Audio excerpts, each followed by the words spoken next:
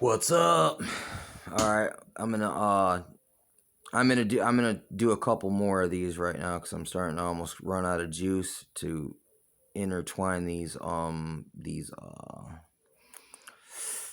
topics here. Anyway, projection.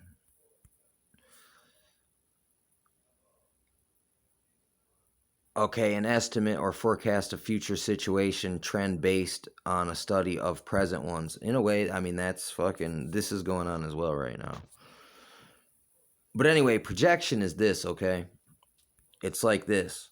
That would be let's this is hypothetical. And I like that one, but I don't want to click on it.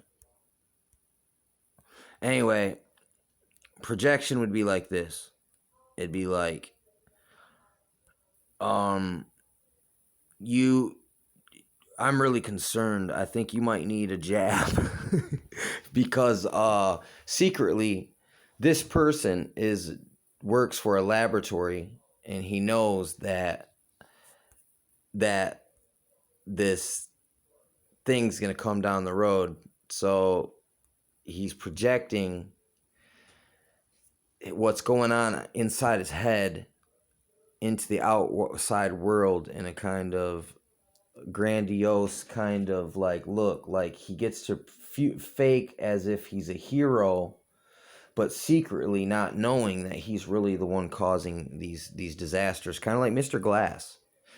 Anyway, so a projection is a defense mechanism commonly used by abusers, including people with narcissistic or borderline personality disorder and addicts. Look, power and control is addictive. It is one of the most addictive chemicals because it's a natural high. It's just, you ever heard of the word ego trip? It's literally like an LSD trip. Kind of self I'm not even gonna say it. Anyway, look, here we go. This is a big part. When we project, we are defending ourselves against unconscious impulses or traits, either positive or negative, that we've denied in ourselves.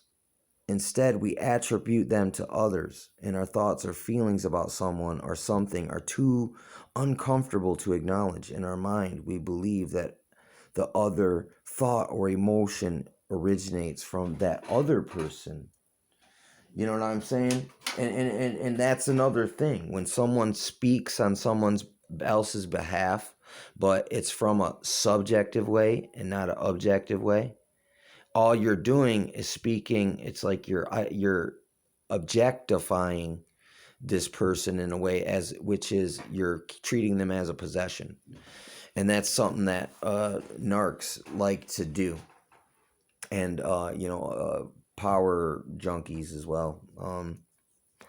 Anyway, so that's that projection. Same thing with, we got to go out there and catch them bad guys. But what if the fox is guarding the hen house, and it's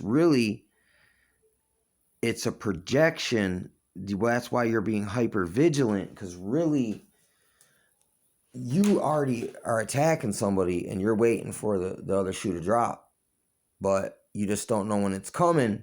So you're spilling your beans and like speed. It's also, that's kind of like a Freudian slip type of a deal.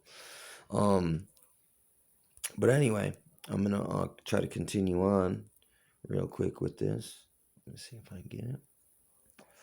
Okay, here we go. I want to do this one too. Watch this.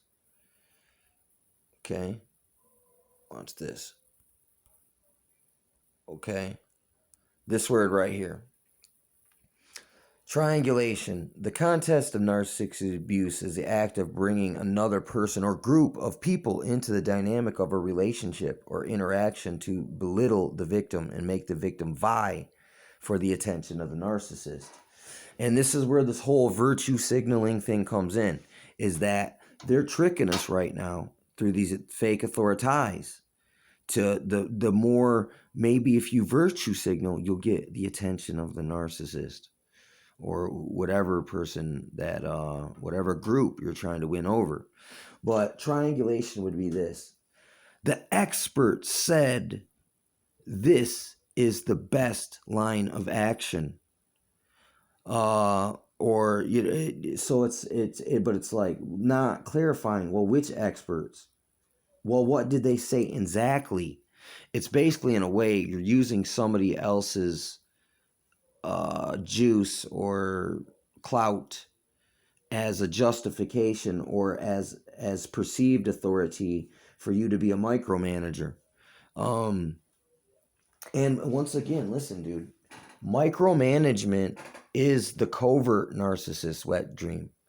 When he's in the sidelines, he doesn't need to be in the spotlight because they might not like it. But the fact that if you were using their advice, that might be very rewarding to that type.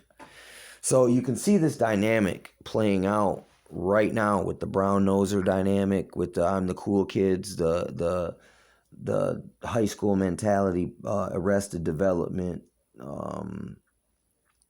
See, arrested development can go in two directions. You can just be slow, which means you're intellectually you're not catching it, or you can be emotionally arrested, which means like you might think love is about being allowed to do whatever you want, but that's not really what love is. Love is being real, which is really what intimacy is about, is being honest with people. It's not about necessarily the lovey-dovey stuff. It's about the mental stuff. So, and that's the thing, it's like this. It's like these people are being very they're treating us like we're subjects. They're not treating us intimately, which would be you would thoroughly explain every part of it, and you would dot all the I's and cross all the T's, and you would be able to show the money, put the money where the mouth is, but they never do. It's just a bunch of triangulation. It's, well, this person said this, and this person said you better do that, and they also said that you are defective, and if it wasn't for them and people like them and us, people like you and them would be in big trouble.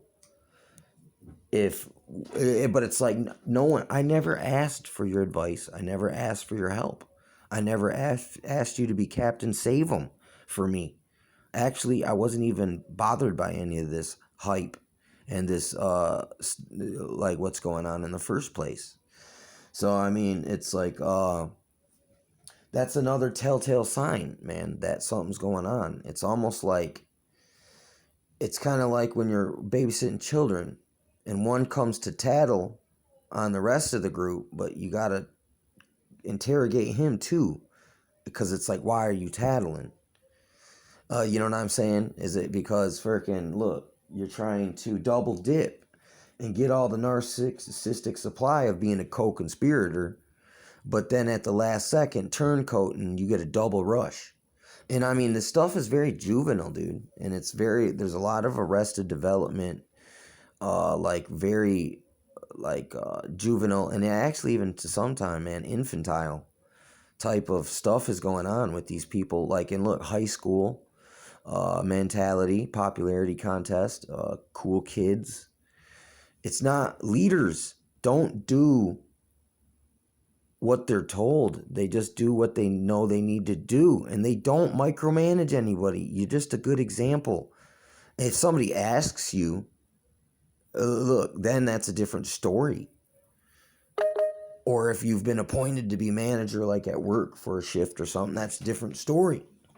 But in the real world, real leaders don't just speak down on everybody and tell them how to live.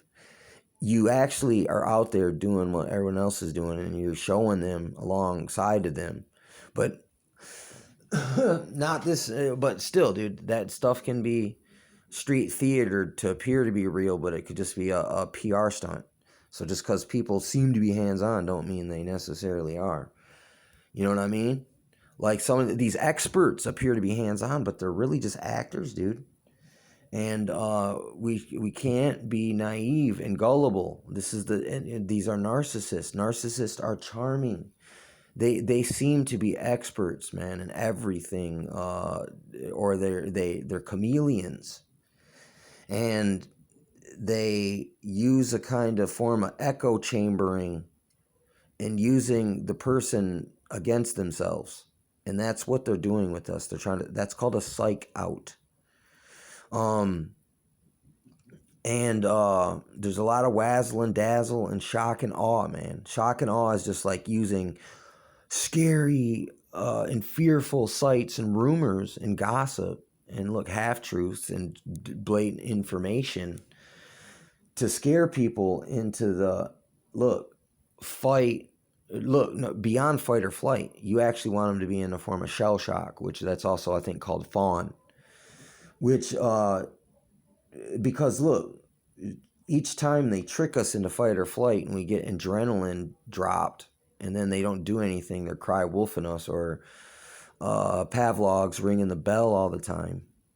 And look, it causes a brain fog, and it also causes this learned helplessness and this kind of artificial scarcity mindset, because through your isolation, like, look, you don't really know what's going on anyway. So it seems like everything's scarce, but this can all be induced through conditioning and different techniques. The same way we get conditioned to stay in a bad relationship despite having witnessed many blatant disregards and look and disrespects and like, listen, like blatant disregards for the right thing, or like blatant hypocrisies or cognitive dissonances, which are seeming to be two conflicting beliefs.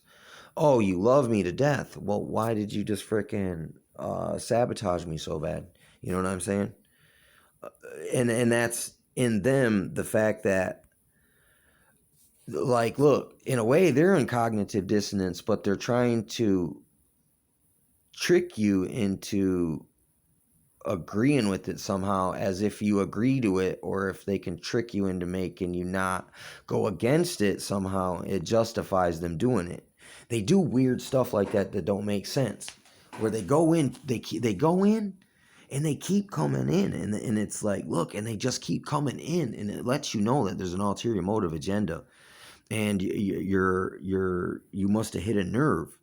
It's like you need to backtrack and observe and don't absorb, and just be like they treat us with their scientificism, where they ignore everything we say and they just do what their real objective is, while we're on a need to know basis. And hey, so look, they get to do it to us, so it's only fair that we treat them the same way when we're observing them back, trying to figure out what their true intentionalities are. But look, sometimes you just got to use your intuition, and if it looks like it's bad, if it's too good to be true, it is too good to be true. I mean, this could have saved us many bad relationships, dude, and many mistakes in life where they were blowing smoke up our backside, and we must have liked how it felt, and we got set up. And you know what I'm saying? Because no one is that nice in this world where they just do something that's too nice, or without some kind of look. They might not want money from you. It's like let's say let's not even say a prostitute, woman at the bar, way out of your league, invites you back to her room for some drinks and a good time, and you wake up in a freaking room in a bathtub and full of water, and you're missing a kidney. You know what I'm saying? Look, yeah, she didn't ask you for nothing, but she didn't give you full disclosure that it wasn't free. That's the same thing with all this treatment that they're trying to offer us, man, and all this help they're trying to offer. Narcissists don't help you for free. Totalitarian, like people looking for a cover, a disguise, so they can get the surprise, the element of surprise. You know what I'm talking about?